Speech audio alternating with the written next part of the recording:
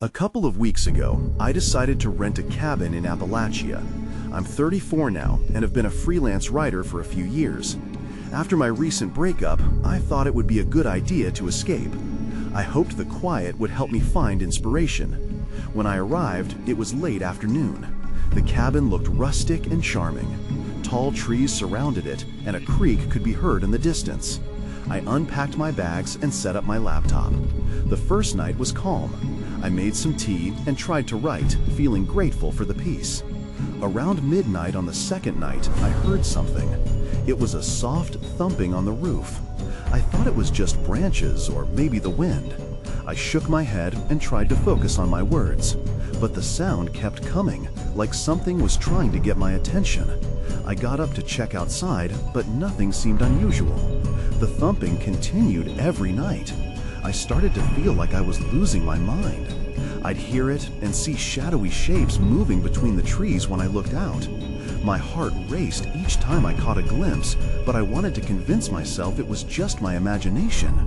One evening, I stumbled upon strange symbols in the dirt outside the cabin. They looked old and eerie. I felt like I was in a horror movie. Out of curiosity, I checked the cabin's guest book. I wish I hadn't. Previous renters had written about noises, shadows, and feelings of dread. I rubbed my eyes, thinking I was just seeing my fears reflected back at me. Days passed, and I wondered if isolation was messing with my mind. I had come here to escape my feelings, but instead I felt trapped. Each night, the walls felt closer. The shadows grew darker. There was an energy in the air that made me uneasy. I wanted to leave, but I also wanted to understand what was lurking outside. Then one night, after hearing the same thumping and seeing the flickers again, I stepped outside. The cold hit me hard. I wanted to confront whatever was out there. That's when I heard a whisper. "Why are you here?" I stopped, my breath catching. Nobody was there. I looked around, my heart pounding. My instincts screamed at me to run, to get back inside. Instead, I stood frozen. I had come for inspiration, but left with only fear. I didn't know what to do. I backed away slowly, trying to keep my breathing steady. The next morning, I packed my things. I felt a sense of urgency to leave. Looking back one last time, I noticed the symbols in the dirt again. They seemed to shift under the sunlight, almost alive. I shook my head and drove away. I haven't stopped thinking about that cabin. I still wonder what that whisper meant. What was it trying to tell me? I left to escape my heartbreak, but came back with more questions than answers. The days dragged on after I left the cabin. Every time I closed my eyes, I saw the shadows dancing in the trees. I kept replaying the whisper in my mind. Why are you here? It felt like a riddle, gnawing at my sanity. I could hardly concentrate on my writing. To regain some peace, I returned to city life and my usual routine. I thought being around friends would help, but every laugh seemed hollow. People asked me how I was doing, and I lied. I brushed off their concerns, pretending the cabin was just a getaway. One night, curiosity got the better of me. I opened my laptop and searched for the cabin online, wanting to see if anyone else had shared their experiences. The website had a forum filled with threads about the cabin. Most stories were eerily similar to mine. Whispers, shadows, and that oppressive feeling hanging in the air. But one post caught my eye. A user wrote about an old local legend surrounding the area. It talked about a spirit that would call out to those who entered the woods, asking, "Why are you here?" It was said that those who found themselves lost to despair would be drawn in with no way to escape.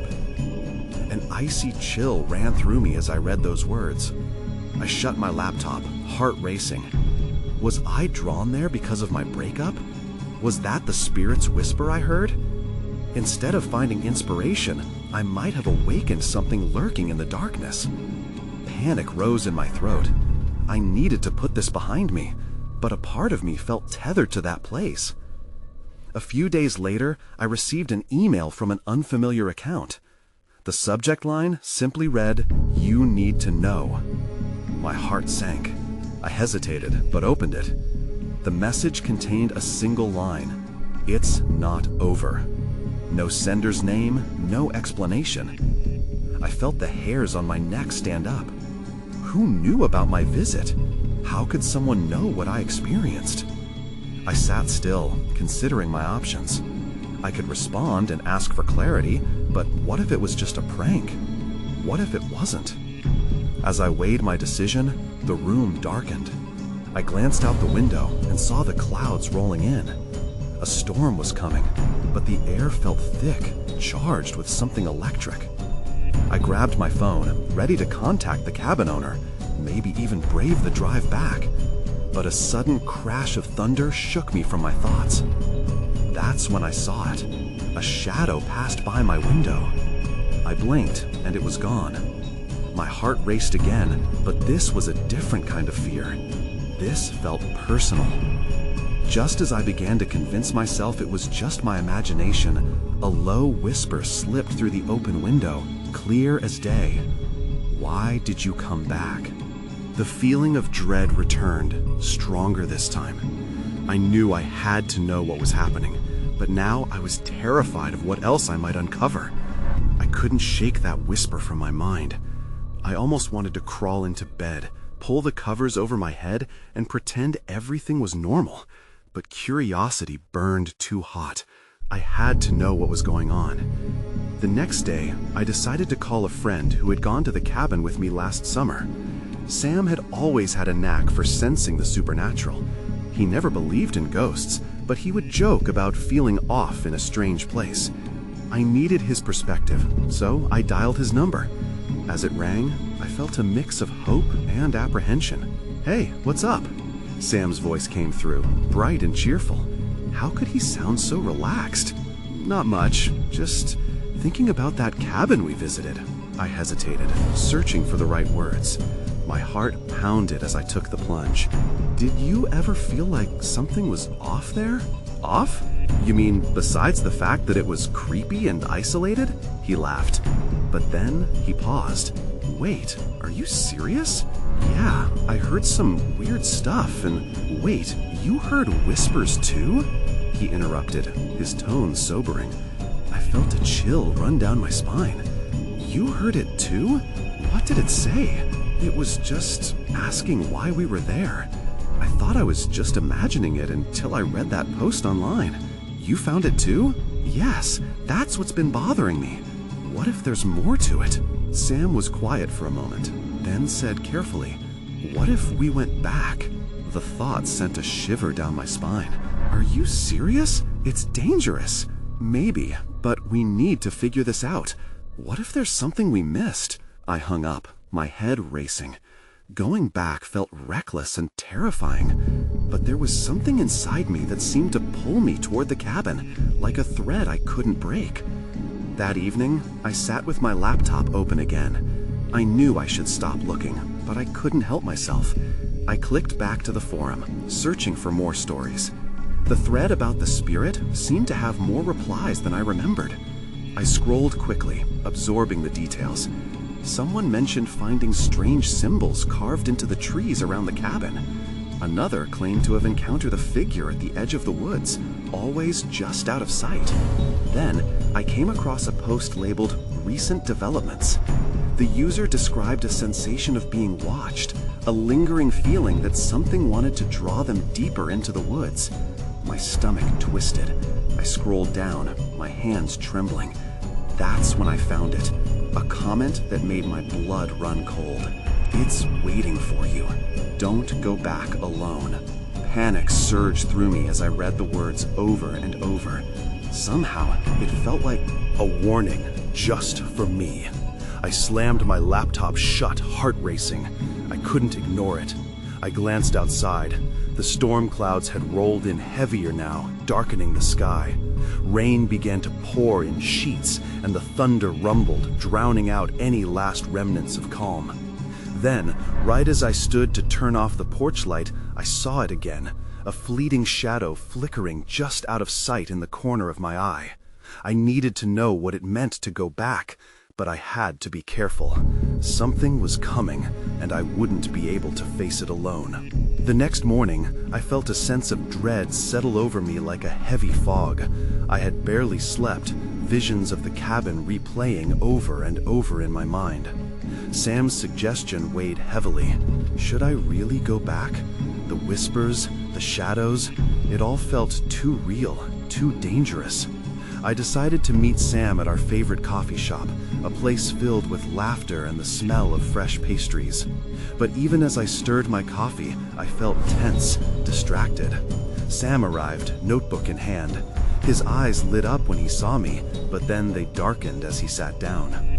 "Did you think about it?" he asked right away. I sighed. "I don't know, Sam. Everything feels off." "Look, we'll be careful. We can go during daylight, and we won't venture too far into the woods. Just check the cabin, see if we can find something," he urged. I nodded slowly. It made sense. There had to be some explanation, right? Maybe if I could confront whatever was there, I could finally put it to rest. We planned to leave that weekend. Over the next few days, I tried to focus on anything else, but the urge to research the cabin nagged at me. I spent every spare moment poring over the online forum, looking for more clues. I discovered that more people had experienced strange things at other cabins in the area too. The comments blurred together, warnings mixed with stories of encounters. Then I read about a couple who claimed they encountered an entity in the woods, a presence that seemed to call to them, drawing them deeper. They reported feeling an overwhelming sensation of urgency, as if they had to obey its call. I shuddered. With each detail I gathered, the weight on my chest got heavier. It felt hauntingly familiar. I couldn't shake the sensation that whatever had whispered to me was waiting. Friday arrived too quickly. I packed my bag with a flashlight, a first aid kit, and extra batteries. I also grabbed my old journal, hoping to record anything that might happen. Sam met me at my place, his face a mix of excitement and nerves. "Ready?" he asked, forcing a grin. "As ready as I'll ever be," I replied, but I didn't truly believe it. The drive to the cabin felt longer than usual, the trees seeming to close in on us. Each passing mile made me more anxious. We arrived late afternoon, just as the sun tilted low in the sky, casting eerie shadows across the cabin's porch. As we stepped inside, the air felt thick. I tried to remember the cozy feeling I once had here, but it was swallowed by an unsettling silence. The windows creaked in the wind, like whispers trying to reach us again. Sam pulled out his notebook. "Let's start with the symbols," he suggested, glancing around. "Right," I agreed, but unease churned in my gut. I stepped outside, scanning the trees. They stood tall and foreboding, known but unwelcoming. Then I saw them, markings in the bark just as described online. Strange symbols etched into the wood. My heart raced. I knelt closer, tracing one with my finger. It felt strangely warm, like a pulse beneath my touch. Suddenly, a rustle nearby sent both of us spinning. I squinted into the thickets. "Did you hear that?" I whispered. "Yeah," Sam replied, eyes wide. A flicker of movement danced at the edges of my vision, so fleeting I almost convinced myself it was my imagination. But then it started again, soft whispers carried by the wind. Familiar. It was the same question. "Why are you here?" I swallowed hard. The cabin was not just a structure, it felt alive. Something wanted us to know, to understand. And that's when the clouds above broke open, unleashing a torrential downpour. Everything turned dark, and just as I leaned closer, I saw something move, a shadow taking shape in the tree line. "Sam, we need to move," I yelled, backing away. But it was too late. The air shifted, heavy with a warning I couldn't ignore. All at once, the whispers grew louder, urging us closer. And as I turned to run, I realized we might have just stepped into something far worse than we ever anticipated. The rain fell hard, drum rolls against the cabin's roof, shaking me from my momentary freeze. I pulled Sam away from the symbols, my heart racing. "We can't stay here. We have to go now." "Wait," he shouted, trying to grab my arm. "What did you see?" "I don't know, just something moving," I said, my voice rising. "We need to get inside before what?" I didn't know. My instincts screamed that whatever lurked outside was not just a figment of my imagination. Forcing all rational thoughts aside, I hurried back inside, pulling Sam along. The cabin felt different now. The shadows stretched and lurked, and the air thickened with the weight of something unseen. "Shut the door," I hissed as I followed Sam in, panic tinging my tone. He fumbled to close it, the wind howling like a wailing banshee behind us. With a loud thud, the door shut, and the cacophony of the storm outside drowned out our breathing. "What's happening?" Sam whispered, eyes scanning the dark corners. "Those symbols, there's something wrong here," I said, flipping through my journal and recalling the stories I read. They described feelings of being called, urged to stay. People could feel it," he interrupted, urgency in his voice. "But we're not doing that, right?" Just as I opened my mouth to respond, the whispers returned, stronger now. They echoed around us, swirling like a tempest. "Why are you here?" The question invaded my thoughts, and I stumbled backward, bumping into the table. "Are you hearing this?" I whispered, terrified. "Yes." Sam was pale, his hands trembling. "We need to find a way to—" Suddenly, a crash came from the back room. It sounded like something heavy had fallen, or worse, something had entered. Sam and I exchanged a panicked glance before he grabbed a nearby flashlight, the bright beam slicing through the darkness. "Stick together, okay?" he said, moving slowly toward the source of the noise. "Sam, no! Let's just wait for the rain to let up." But my voice came out as a frantic plea. He nodded reluctantly, but curiosity propelled him forward. "Just for a second." As I stood frozen in the living room, I felt the temperature drop. A shiver ran down my spine, and the walls seemed to pulse around me, almost like it was breathing. Then, a flicker of movement caught my eye, a shadow darting across the window. I turned to see what it was, and there, in the downpour, a figure stood just outside, the outline of a person, hooded and shrouded in darkness. It didn't move, just watched. "Sam, please," I cried. "We have to leave, now." He hesitated, glancing back at me, but curiosity won again. "Just another second." But as he stepped closer to the back of the cabin, the figure lifted its hand, and the whispers grew louder, a chorus of voices screaming, "Why are you here?" In that heartbeat, I knew we had attracted something beyond our comprehension. I rushed to Sam, grabbing his arm and yanking him back. "Run!" I urged again, my voice pleading.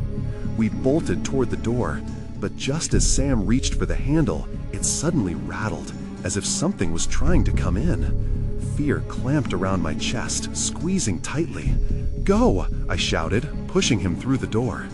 And that's when the lights flickered, casting an eerie glow over the room before everything went black. I blinked in the darkness, disoriented and breathing heavily. The cabin was silent, save for the relentless storm outside. I reached out, desperate to find Sam, but the shadows wrapped around me like a suffocating blanket. "Sam?" My voice cracked, barely above a whisper. No answer.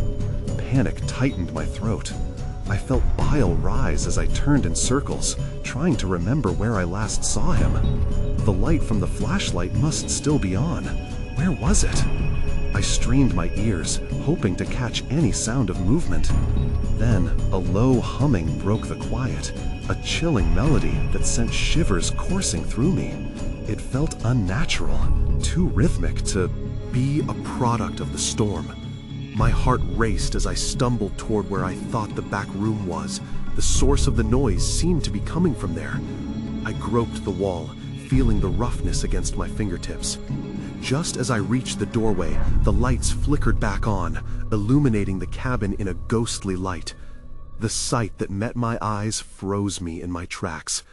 Books were scattered everywhere, pages torn out and floating like leaves in the wind. The furniture was overturned, as if in the midst of a violent struggle. But what caught my breath was the sight before me. Sam stood in the center of the room, his back to me, head tilted as if he were listening to someone speak. "Sam!" I called out, but my voice felt swallowed by the oppressive air. He didn't move. I took a hesitant step closer. "Sam?" That's when I noticed the figure. It was now inside the cabin, standing right next to him. The hood was pulled low, obscuring its face, but I could feel its gaze. It was looking at me, and the humming grew louder, almost mocking. "Sam, get away from it!" I shouted, panic bleeding in my chest. The figure turned its head slowly, the shadows shifting ominously around it.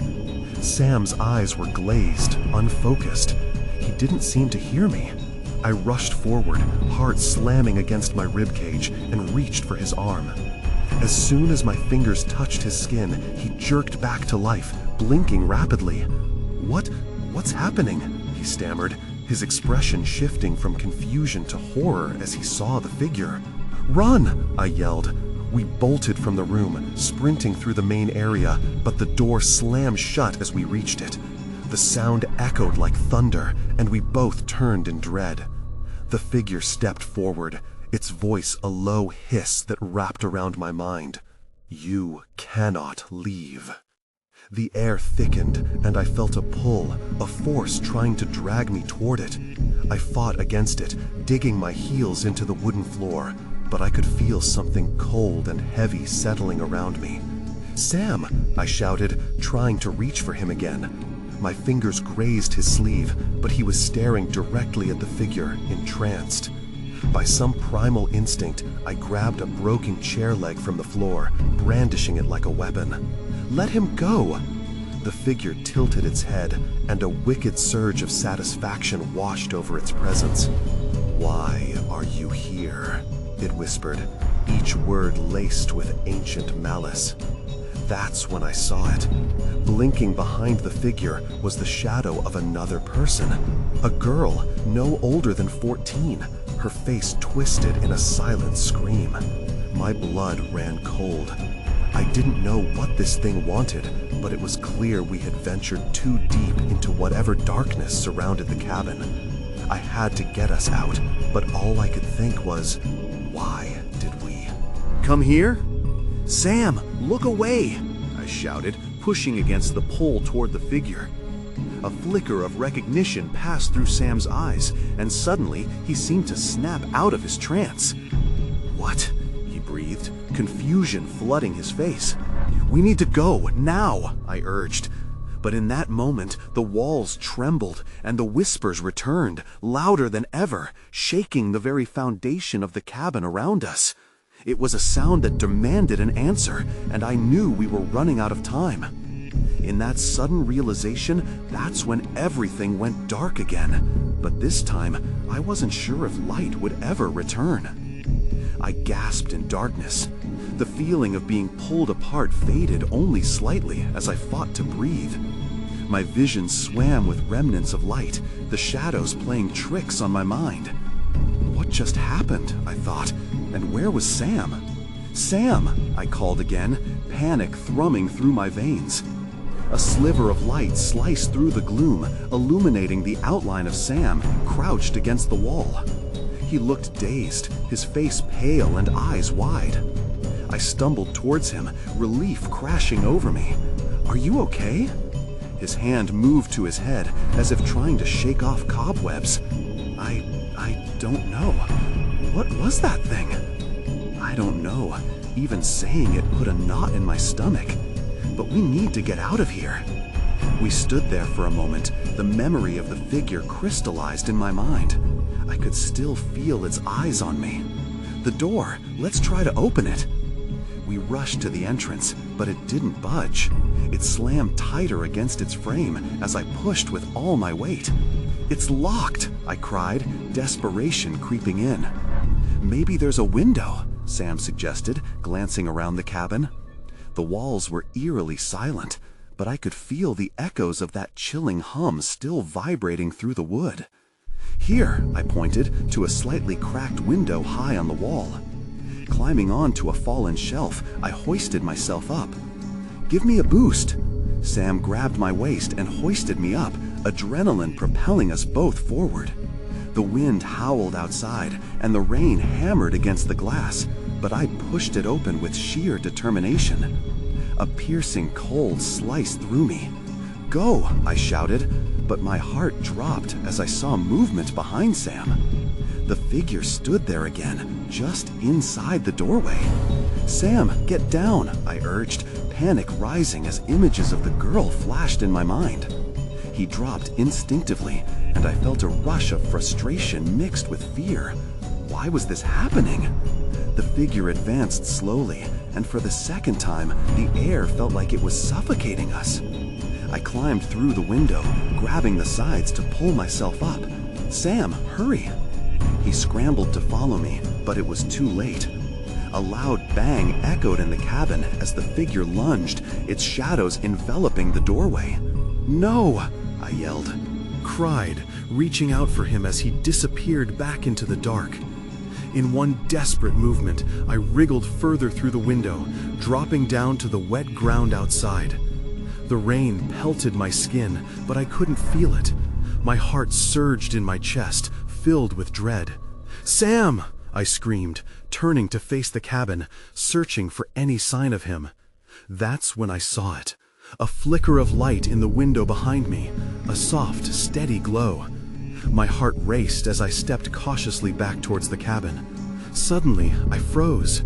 There were more movements alongside the figure, a swarm of shadows shifting in the dim light. The girl was back, her silent scream clearer now, and standing in front of her, a mirror image of the figure, but this one was pulling at my memories. I felt the urge to move closer, but something deep inside me screamed to run. I took a step backward instead, still staring at the growing shadows. I had to get Sam. I couldn't leave without him. But the shadows moved again, and I realized with growing horror that the cabin wasn't just in my head. It had witnessed something terrible, and we were part of it now. Only then did I hear it, the same humming I had heard before, now mixing with cries that echoed from the darkness. I couldn't stay here, but how could I leave without knowing what was happening to us? As the sounds grew louder, I understood. Something wanted to keep us there forever. I stood frozen, the flickering light behind me illuminating the growing shadows. They twisted and writhed like dark smoke, converging into a mass that felt alive. My heart raced and panic surged through me. I had to make a choice, run or find Sam. "Sam!" I shouted once more, my voice raw from fear. The shadows quivered at the sound, as if responding to my distress. I took a cautious step toward the cabin, driven by a desperate need to understand what was happening. Maybe Sam was still inside. Maybe he needed me. As I neared the door, the glow intensified. In that moment, I caught a glimpse of the girl again, her features clearer than before.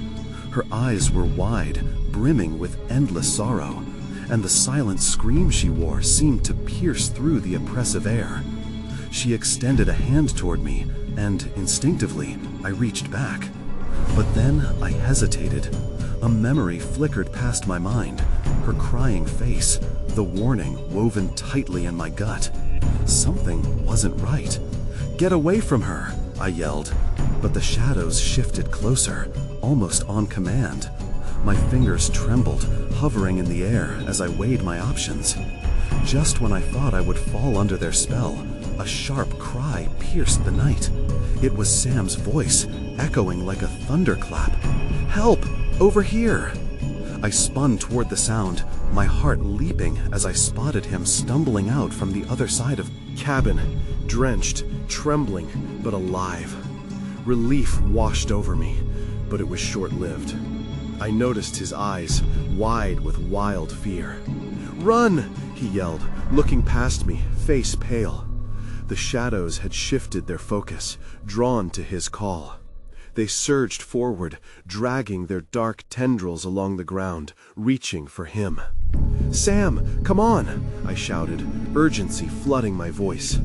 I ran past him, pulling him along as we sprinted into the woods. The cold rain stung our skin, but I hardly noticed. All I could think was that we needed to get away, from the cabin, from whatever horrors had taken root inside it. The ground was slick, and branches clawed at us like desperate hands. I risked a glance back, and saw the glow of the cabin flickering behind us, the shadows pouring out like a tide, relentless in their pursuit. "Where do we go?" Sam gasped. "Just keep running," I replied, though I had no plan, no idea where we were headed. Adrenaline pushed us forward, deeper into the dark woods. But then I heard it again, the humming, now a cacophony that swirled around us. The shadows were not just behind us, they were all around, weaving through the trees like phantoms. Then, suddenly, everything went still. The hum cut out, replaced by an eerie silence that felt wrong. "What just happened?" Sam whispered, scanning the darkness. "I don't know." Before I could finish, the ground beneath me shifted. A sudden realization hit me. We weren't alone. The shadows had circled us, their forms coalescing into shapes that looked like faces, each one twisted in torment. Then a voice echoed, soft yet ethereal. "You called us," it whispered. I stumbled back, fear coursing through my veins like ice. And in that moment I understood. What we had seen was only the beginning. The shadows craved more than just our presence. They wanted our stories, our fears. As I backed away from the figures, I saw Sam's wide eyes reflect the glow of those countless faces. I glanced at him, and we shared an unspoken understanding. We had to fight back before we became one of them. The whispering grew louder, wrapping around us like a vine. Then everything went dark, as I felt a presence reach for me from within the void. I couldn't tell how long I was enveloped in darkness. It felt suffocating, like the air had been pulled from my lungs. Panic clawed at my chest as my mind raced. Where was Sam? Just as I thought I would lose myself to the shadows, a flicker of light ignited my surroundings. I gasped, the glimmer revealing the swirling figures once again, faces twisted in anguish, eyes burning with a hollow glow. They hovered around us, waiting. "Sam!" I shouted, my voice cracking. But instead of reassurance, all that followed was silence. My heart pounded. I turned in desperation, trying to pierce through the gloom. That's when I saw him, standing just a few feet away. Wide-eyed and frozen. "Are you okay?" I called, trying to bridge the distance between us. "Don't look at them!" he screamed, suddenly snapping out of his daze. "They want you to! They want you to see!" I felt an icy grip on my wrist, spinning back to face the shadows. They had grown bolder, inching closer with every heartbeat. Sam's warning echoed in my mind. I fought the urge to peer into their depths, to let their sorrow pull me in. "Run!" I ordered him, and we both bolted in opposite directions, zigzagging between trees. I could barely keep my footing, my heart racing as the figures followed, relentless and hungry. Just as I thought we could escape, the ground opened beneath me. I stumbled and fell forward, landing hard. The air was knocked out of my lungs, and the cold seeped through my clothes. I spun to see the shadows swirling around me, whispering in a hushed chorus. "They'll take you!" Sam shouted, his voice close but fading. I felt the pull of the shadows, cold fingers grasping for my ankles. I scrambled backward, pushing myself to my feet. "Sam!" I yelled, panic rising in my throat. I needed to find him. "Over here, on the ridge!" he called, his tone urgent. I caught sight of him standing on a small ledge, gesturing wildly for me to join him. I sprinted towards him, every instinct screaming to escape the dark grasp of the figures. As I reached his side, I felt the shadows retreat slightly, almost cautious. Sam pointed to the ridge. "We can get up there. It might be safer." Without hesitation, I climbed, ignoring the sharp rocks digging into my hands. Each step felt like a challenge, but I pushed through. Finally, we reached the top, out of immediate reach of the twisted faces below. We stood panting, trying to catch our breath as we surveyed the chaos below. The shadows swirled, frustrated but still lurking. "What do they want?" I panted, looking to Sam for answers. But we both knew there was no simple reply. "That girl," he breathed, remembering the moment we had both seen her. "She's connected to this, whatever it is." Before I could respond, the ground beneath us trembled. A low growl echoed from below. The shadows were speaking again, their voices rising into a frenzy, desperate and angry. "We need to get out of here," I said, looking around for any way to descend safely. "Wait," Sam pointed back where we'd come from. "Look." I turned my gaze in the direction he was indicating, and for a fleeting moment, I thought I recognized something. A faint outline, shadowed yet familiar. It was the girl. "Stay back," I shouted instinctively, but it was too late. The shadows erupted around her, a swirling mass drawing closer to us. In that instant, I understood. It wasn't just her they wanted. It was everything connected to her, everything dark and secret about this place. A chill creeped down my spine as I realized we were standing at the threshold of something unimaginable, something that might consume us whole. Then, just as abruptly, the shadows receded, dragging the girl with them. And as the last wisp of her figure faded, all that remained was the haunting echo of her sorrow and the weight of our unasked questions. "Did you see that?" I stammered. But Sam was already shaking his head, fear and uncertainty etched across his features. "We need to leave now, before they come back for us." We took a step back from the edge, not knowing what lay ahead, but certain of one thing: this was far from over. The darkness pressed in like a wave, and every instinct told me to run. I grabbed Sam's arm, urging him to follow me down the ridge. "We need to get to the car," I urged. Each step felt as though the shadows behind us were reaching for our heels, eager to pull us back into the abyss. With shaky breaths, we descended the ridge and raced through the rain-soaked underbrush. The storm pelted us with icy droplets, but I barely felt the frigid air. The only sensation I could focus on was the urgent need to escape whatever haunted that cabin. "Do you think it's going to follow us?" Sam panted, and I could hear his fear echoing my own. "I don't know," I said, glancing behind. It was quieter now, but I couldn't shake the feeling of being watched. The oppressive silence draped over the trees like a heavy shroud, swallowing any sounds of the storm. We plunged deeper into the woods, dodging branches that seemed to reach out to snag us like the shadows we feared. My heart raced as we pushed onward, the idea of the cabin becoming more distant. Then, "Wait!" Sam shouted, halting in his tracks. "What? We can't stop," I said, glancing apprehensively behind us. "I heard something," he insisted, eyes darting toward the treetops. "An echo." But the only thing I felt was the prickling sensation at the back of my neck. "We can't," I insisted, tugging him forward. "We can't look back." Suddenly, a gust of wind swept through the trees, snapping branches. The noise reverberated like a warning. "Keep moving," I cried, adrenaline rushing through me. We reached the car, and I yanked the handle. It was locked. My keys slipped from my fingers as panic surged. "Sam!" I fumbled with my pockets, heart in my throat, as I glanced around us. Then I heard it again, soft whispers swirling through the air. "Why are you here?" The voices echoed, fading in and out like wind through leaves. I felt a pull on my thoughts, a desperate temptation to listen, to understand whatever long-forgotten guilt it beckoned me to explore.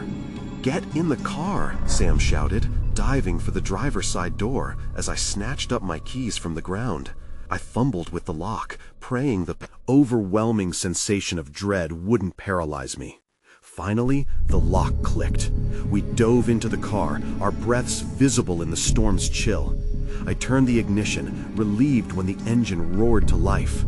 "Go! Go!" Sam urged, eyes glued to the trees, as if expecting shadows to spill out in pursuit.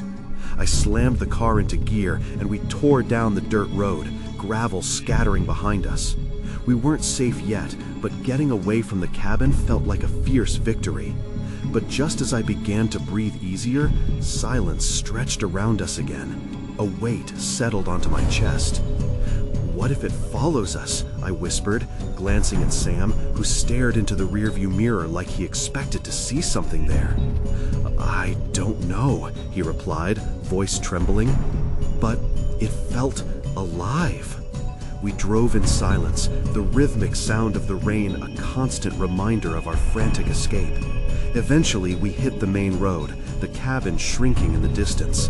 But as the darkness of the trees passed by, my thoughts turned inward, swirling with memories of the girl and the shadows that haunted her. "What was that thing?" I finally asked, gripping the steering wheel tight. "What did it want with us?" "I think it wanted something," Sam said. "It was feeding off our fears. Maybe it saw pain, and it wanted more." His voice trembled. "But it felt like it was connected to that girl, like she was a warning." I nodded, grappling with the truth in his words. It was terrifying to think about, how easily we had ventured into something we didn't fully understand. The weight of uncertainty lingered in the space between us. "Do you think we're free?" I asked, glancing nervously at him. "I don't know," he whispered, and just then a flicker of light appeared in the rearview mirror. My heart plunged, dread bubbling within me as I turned to look. But there was nothing. "Maybe it's just the headlights," I said, my voice unsteady. We continued down the road, leaving the cabin behind, yet the sense of unease clung to us like the rain-soaked clothes on our backs.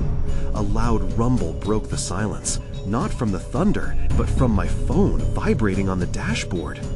"What the hell?" I muttered, glancing down to see a notification light blinking against the darkness. It was an email. Ignoring the surge of nausea flipping my stomach, I opened it. The sender's address was unrecognized, but as soon as I scanned the subject line, my blood ran cold. "It's not over." I dropped the phone on the passenger seat as dread twisted in my gut, grappling with the looming reality. "Did you get something?" Sam asked, fear cutting through his voice. I didn't want to answer. I wanted to convince myself it was just a prank, just more manifestations of our terror. But I couldn't shake the feeling that the shadows were still there, stalking us, whispering of unfinished business. I pressed the accelerator, urgency pounding in my chest. And in that moment, as we sped away from the darkness, I understood that escape wouldn't mean forgetting. It meant living with questions that might never be answered. In the woods, the shadows danced, waiting, watching. And somewhere, I knew, they would always ask, "Why did you come back?"